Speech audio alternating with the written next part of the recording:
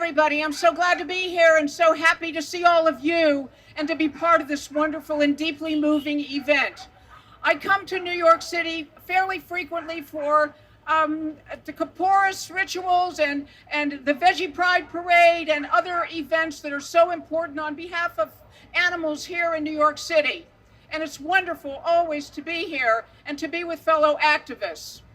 When I come into New York City from Virginia, from the airport, and in particular when I leave early in the morning to go back to Virginia, I always have that terrible feeling in the pit of my stomach as I'm in a taxi coming into Virginia, thinking of all of the chickens and other birds who are being trucked from other states into New York City to be put in live bird markets.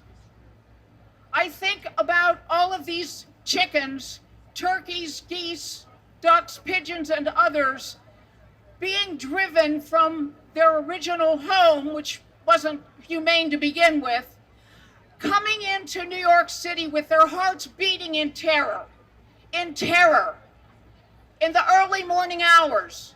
They haven't had food or water since God knows when. When you wake up early in the morning, think about these birds being trucked into the city to be thrown into those horrible, filthy cages in Chinatown and elsewhere. All of these terrible live poultry markets where they have to sit all day long and listen to each other screaming as they are being slaughtered, screaming in terror. I will give you another example of something to think about when we speak about the slaughter of these birds. Nothing has moved me more in meeting a former chicken slaughterer for Tyson Foods in Arkansas than his description in the slaughter area of how when they hang the chickens upside down by their feet on the slaughter line, these chickens, these baby 6-week-old chickens, try to hide their faces under the wings of the chickens hanging upside down beside them. When we talk about trying to get people to understand the sadness and the pitifulness and the horribleness and the unforgivableness of how we treat these birds so we can eat their dead bodies or so we can have their eggs, we need to get inside these birds as much as possible and imagine how they feel in these conditions. These poor chickens hanging ignominiously upside down and trying to hide their poor faces under the wings of the terrorized chickens next to them before they are subjected to severe electric shocks that paralyze them so that they're filled with pain, but they cannot move their bodies. But this former slaughterhouse worker said, even though they cannot move their bodies in this situation, their eyes move, and you can tell by looking at them, he said, they are scared to death. I want to give you another image. I have been in numerous battery cage hen operations in Pennsylvania, Maryland, and Virginia, and in so-called cage-free houses and Purdue and Tyson houses. And one thing I know from having a chicken sanctuary in Virginia is how lively and vocal these birds are all the time. They're up in the dark, in the early morning hours in our sanctuary. At this time of year, 5 o'clock, they're jumping out of the trees. We have a totally predator-proof outdoor aviary so they can sleep in the trees and bushes at night. And they come down out of the trees and they're out there busy and active. And they're very vocal. They don't just crow and cluck. They have many vocalizations, voices, expressions beyond those sounds, although they do crow a lot and they do cluck and peep and sing. Yeah, chickens sing. But if you go into a battery cage operation after the hens have been there just a couple of months, or you go in to a Purdue house or a Tyson house, which are everywhere down there in Virginia where we're located, and you unlatch those doors where 30,000 baby chickens sitting there, one of the things that strikes you immediately is total silence. These birds who would be making a ruckus, who are making a happy ruckus in our sanctuary and in the tropical forests they derive from, and in any forested habitat, which is where chickens love to be.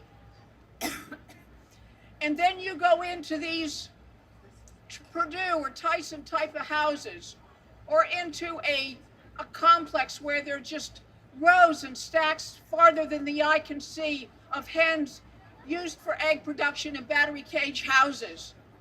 And what you hear is nothing, because these birds are in a condition of learned helplessness, of learned hopelessness. They don't move anymore. They don't vocalize. This to me is as sure a sign as any of the suffering that they are enduring in conditions that were imposed upon them by us, that make no sense to their nature, through their evolution, through their genetic nature, nothing that we force them to endure. The filthy cesspool conditions they live in.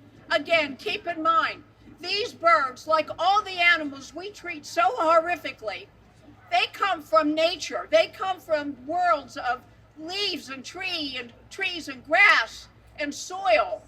And I was thinking today, just sitting here, how happy I am every time a breeze comes up, and think that these animals never experience even a breeze in their lives. That this is what we can force on them.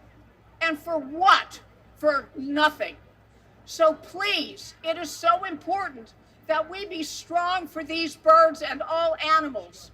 I have a friend who I've emailed back and forth with for many years, one of our members, and she's always told me how much she loves chickens and cares about chickens, and she's so glad that United Poultry Concerns does such good work for chickens.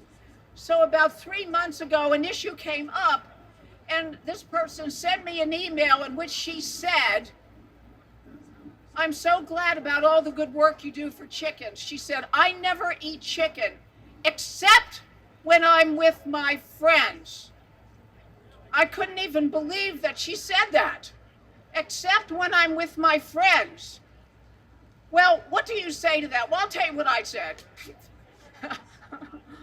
I came back at that because I was shocked and justifiably very angry on behalf of these birds, because she said she loves chickens. So at home, when she's in private, she said she doesn't eat them, but when she's out with her friends, then she eats them. And I would say this: if you really care about animals, you will never eat them. You will not eat their eggs, or you will not eat their mammary products. But if there is such a thing as choosing between your private behavior and your public behavior is what counts, because you either send the right message or you don't. Don't be timid. Don't be shy on behalf of these birds and other animals. We're all they have, and we have to expand our numbers. We want a world where one day everybody will be out here with us, mourning the suffering that we have imposed on these animals. And we want a world where one day no one will have to be out there, because we will have liberated them from the hell that we put them in. And now they are not only freed, but free. That is our obligation. And it's good to be among people who understand that. But we have to get others to understand it and to share our goals and our work. Thank you so much, everybody.